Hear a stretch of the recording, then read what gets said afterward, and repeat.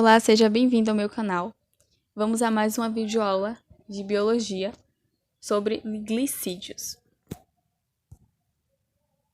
Vamos começar pelas características principais.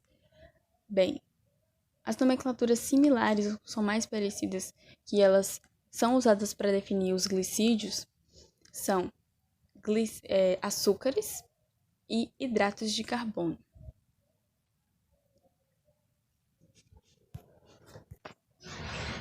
E os glicídios, qual é o conceito de glicídio?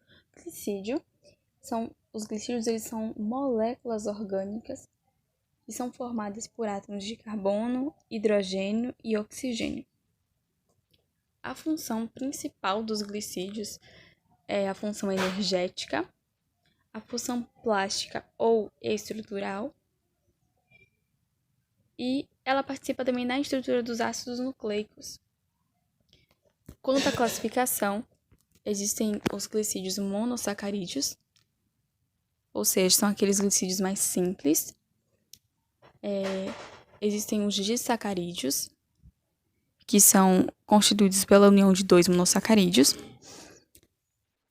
E aqui, quando a gente fala aqui em disacarídeos, nós temos um exemplo bem clássico, que é a sacarose. É um açúcar presente na cana-de-açúcar. Ela é bem conhecida. E ele é um disacarídeo que é formado pela união de uma molécula de glicose e de uma frutose. Outro exemplo de um disacarídeo é a lactose, que é açúcar do leite. A lactose é formada pela união de uma glicose e de uma galactose.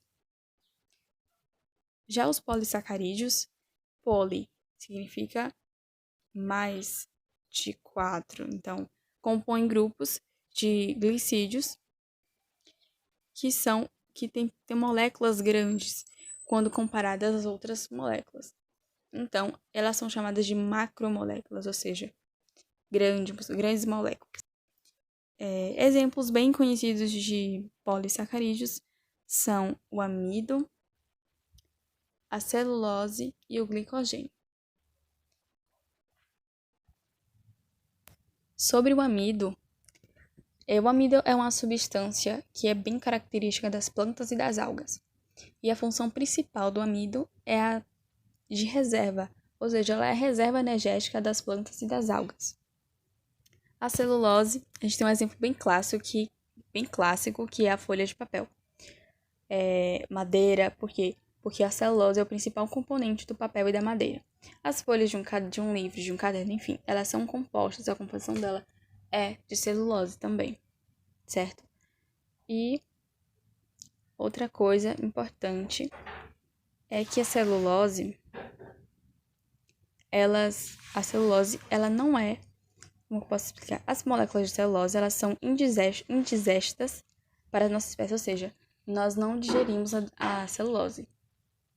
Por exemplo, plantas, a gente come vegetais folhosos.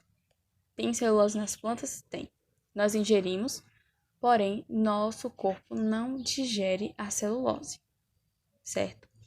Já nos ruminantes, existem bactérias que têm essa função específica para fazer essa digestão dessa celulose. Vale ressaltar também que a celulose é o principal componente da parede celular, que é o esqueleto primordial das células vegetais. Agora vamos falar do glicogênio. O glicogênio, a função dele para os animais é a mesma que do amido para as plantas, ou seja, é uma reserva energética, porém o glicogênio ele é estocado no fígado e nos músculos. Dessa forma, as células musculares elas armazenam glicogênio, e a consequência disso é que essa reserva de energia ela vai contribuir para que ocorra a contração muscular.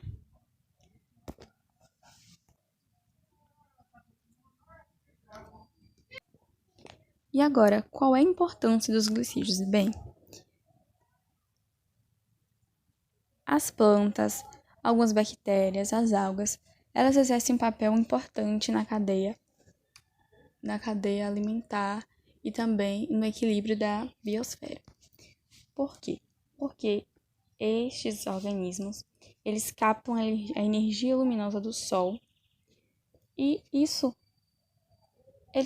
elas fazem essa captação de energia do Sol, produzem alimento para elas e, consequentemente, isso contribui para a sobrevivência de praticamente todos os outros seres vivos que dependem desses organismos para sua sobrevivência.